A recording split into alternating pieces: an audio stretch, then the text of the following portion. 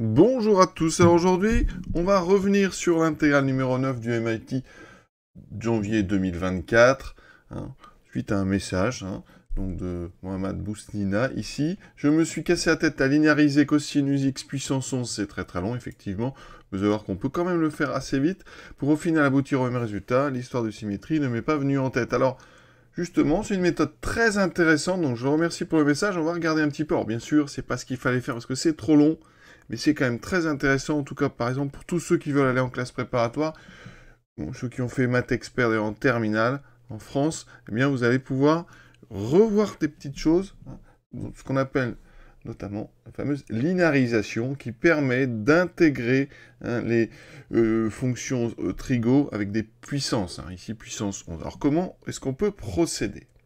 Pour pouvoir faire cet exercice avec cette méthode, il faut déjà savoir transformer les expressions sous la forme a cosinus x plus b sinus x. A et b sont des réels. Pour transformer ces sommes, eh bien, on va factoriser par racine carrée de a carré plus b carré. Et ça va donner ceci. Donc a sur racine de a2 plus b2 fois cosinus x plus b sur racine de a2 plus b2 fois sinus x. Pourquoi fait-on ça? Eh bien, je vais appeler grand A le coefficient a sur racine de a2 plus b2, grand B le coefficient b sur racine de a2 plus b2, et ce qu'on peut remarquer, par construction, eh bien c'est que a carré plus b carré, la méthode qui veut ça, c'est pour ça qu'on factorise par racine de a2 plus b2, eh bien la somme des deux carrés vaut 1. D'accord? Et comme la somme des deux carrés vaut 1, eh bien ça veut dire qu'en trigonométrie, il existe donc un réel θ appartenant à R tel que le cosinus de θ est égal à grand A et le sinus de θ égal à grand B. Cet exercice il sera donc intéressant quand nos nombres grand A et grand B apparaissent dans l'étape trigonométrique, évidemment. Alors là, on est sur une transformation, donc on a pour l'instant racine de A2 plus B2, et dans la parenthèse, j'ai maintenant cosinus θ cosinus x plus sinus θ sinus x. Alors là, il faut penser aux formules de soustraction et d'addition du cosinus. Il faut savoir que le cosinus de x moins y, c'est cosinus x cosinus y moins sinus x sinus y. Et donc ici, notre expression, elle va se transformer. Alors le cosinus c'est pair, donc ça c'est cos x moins y, c'est aussi cos y moins x. Donc mon expression, elle va se transformer en racine de a2 plus b2 fois le cosinus de θ moins x.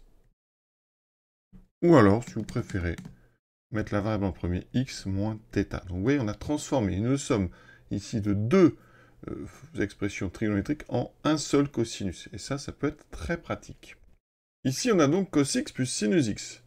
Alors, tout de suite, on voit que, par rapport à ce que je vous ai dit, le a vaut 1, le b vaut 1, et a2 plus b2 vaut 2. Donc, ça veut dire que la racine de a2 plus b2 vaut racine de 2. Et donc, je vais factoriser par racine de 2.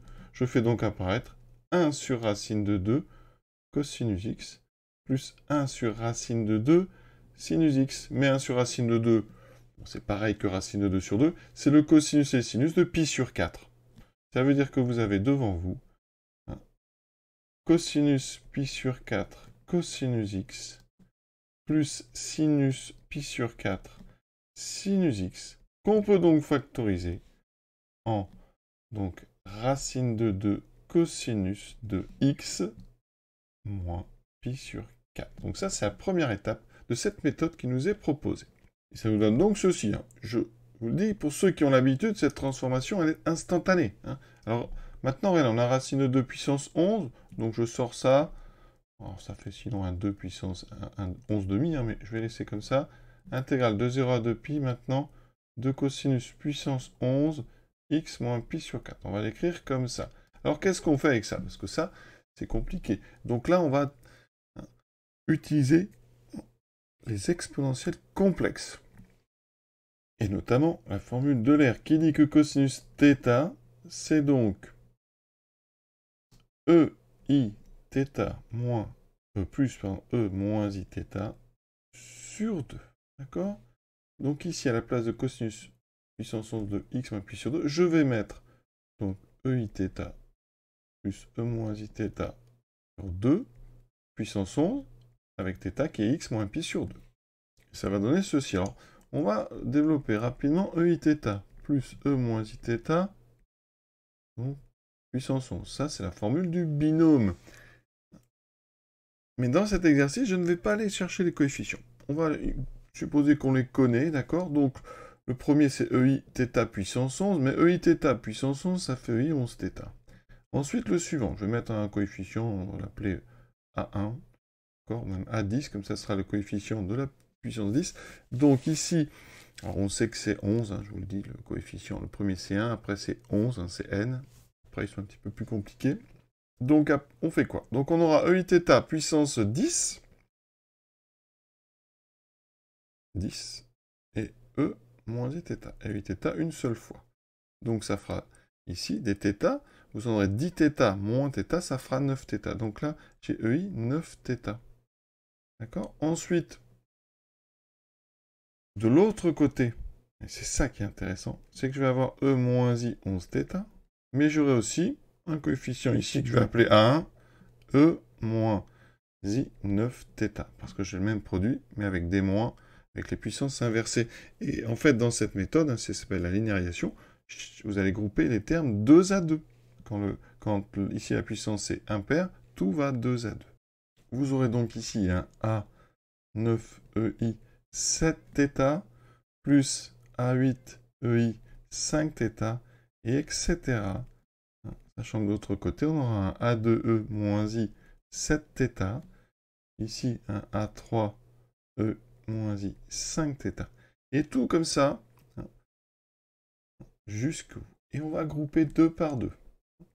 On va grouper à chaque fois chaque EIθ avec le E moins Iθ. Vous voyez, ils sont toujours l'un et son opposé. C'est le principe de cette belle méthode. Ici, voilà.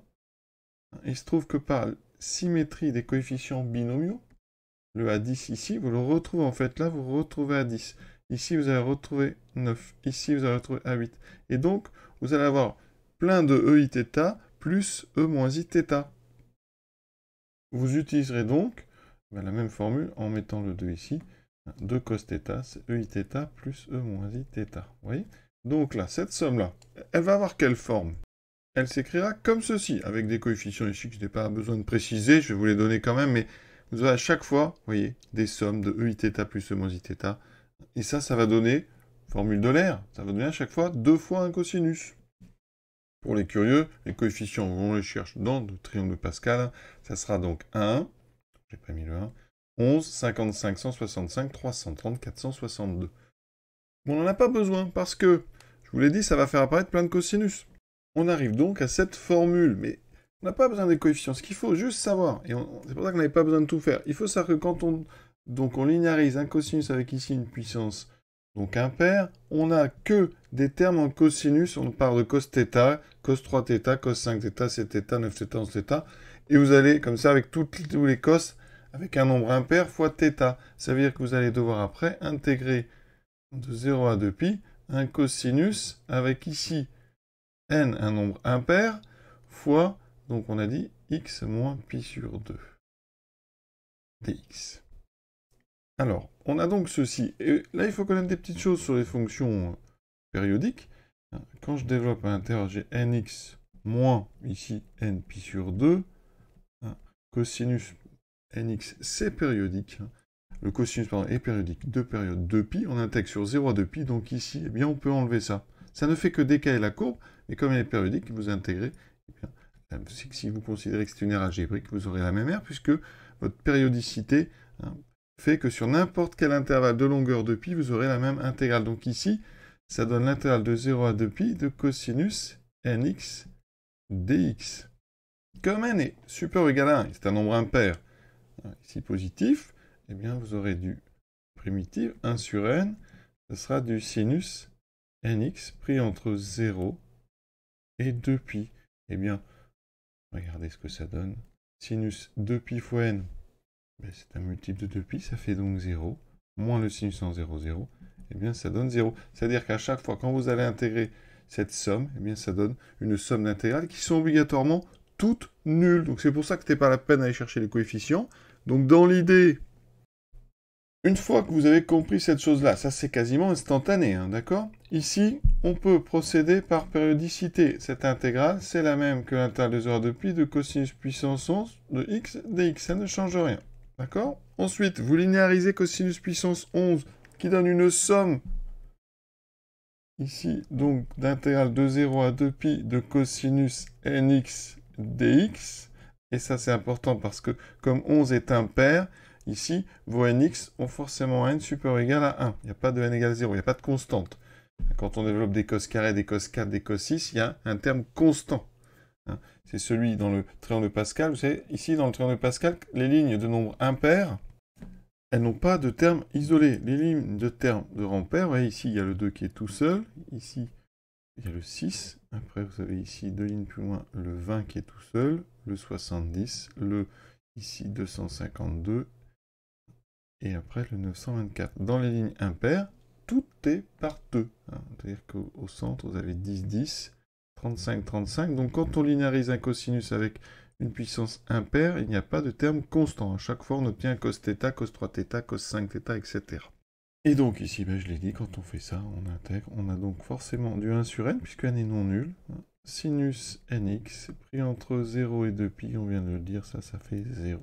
Donc, ça veut dire qu'un élève qui est très affûté sur ces questions-là transforme instantanément avec du cos x moins pi sur 4, arrive à du cos 11, sait que le cos 11, en linéarisant, donne une somme de cos nx avec un n différent de 0, et donc des intégrales de cos nx, et donc des sinus nx entre 0 et 2pi, donc une somme de termes égaux à 0.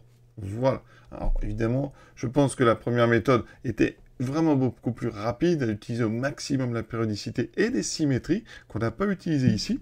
Et ici, on a vraiment utilisé la linéarisation. C'est pour ça que c'est un bel exercice quand même, c'est toujours intéressant. Voilà. Donc, je vous souhaite une bonne fin de journée à tous et à bientôt.